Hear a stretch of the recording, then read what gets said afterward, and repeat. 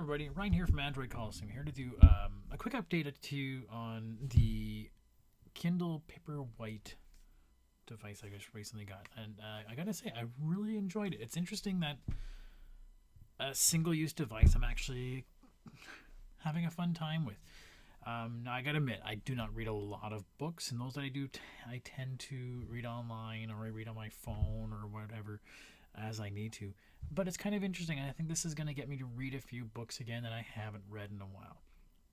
So, and I'm not used to e-ink, so this is new for me.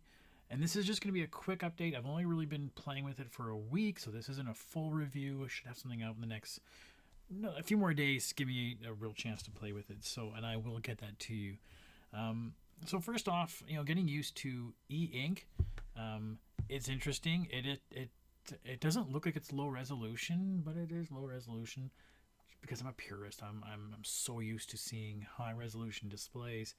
The other part is with e-ink, it's a slow thing, and that's something I wasn't really quite ready for. So when I load up the screen,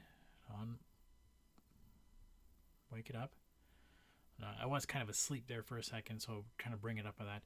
But okay, let's look at my books list and swipe up. So, I mean, it's faster than the stuff I've seen out there in the past, but this is definitely not super fast.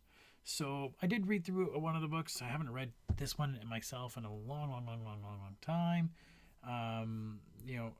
Dr. Jekyll, Mr. Hyde. So, we have the book, and we can sort of swipe through.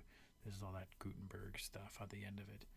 And it actually does pretty good, in terms of going through. I can tap, and the switching pages wasn't too bad. Now, my wife did notice when I was reading in bed one time it was really flickering, and she noticed that flickering, especially if I put it into a dark mode.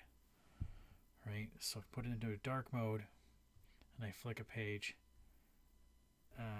It's hard to notice now, but at night it would flick and then change. Flick, and so that especially in the night, dark room, it does notice. So the other thing is that you got this drop down menu and we have up here, and that's changed since actually I first started using it. It changed its look. So we have this, I can change it back to dark mode. We have, put it into off for the airplane mode if you needed to, Bluetooth, because it will connect to Bluetooth and you can listen to books. There's no headphone adapter, so you got to use a Bluetooth set of headphones to listen to your books. And then sync if you needed to manually sync it. And then you can adjust the brightness of your book.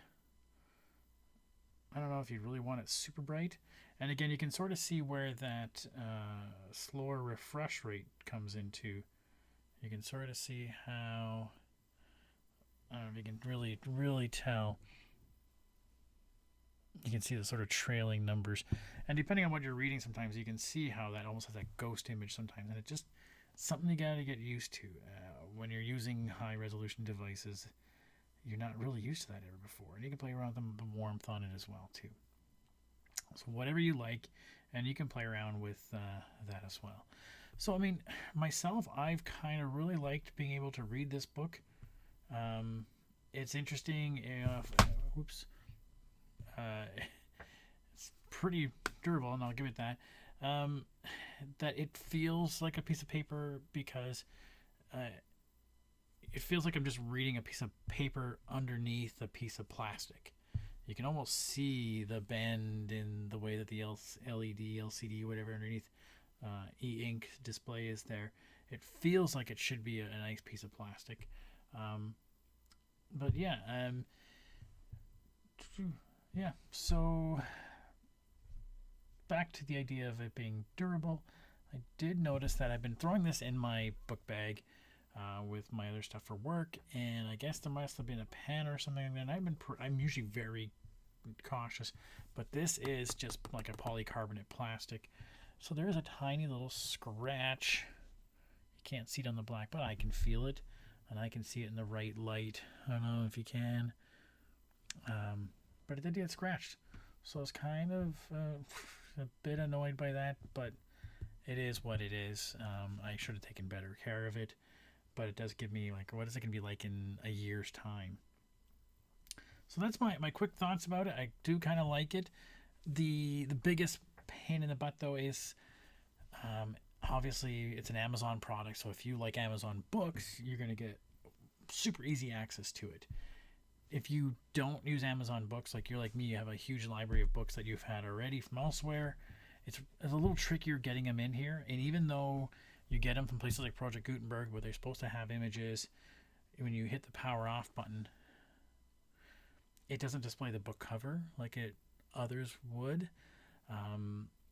And it took me a while to figure out how I would go into, oops, not that, tap just there, and I can go back to the library, how I can get the books and stuff I have, like if I have a device on like a PDF on my phone, how I can send it in.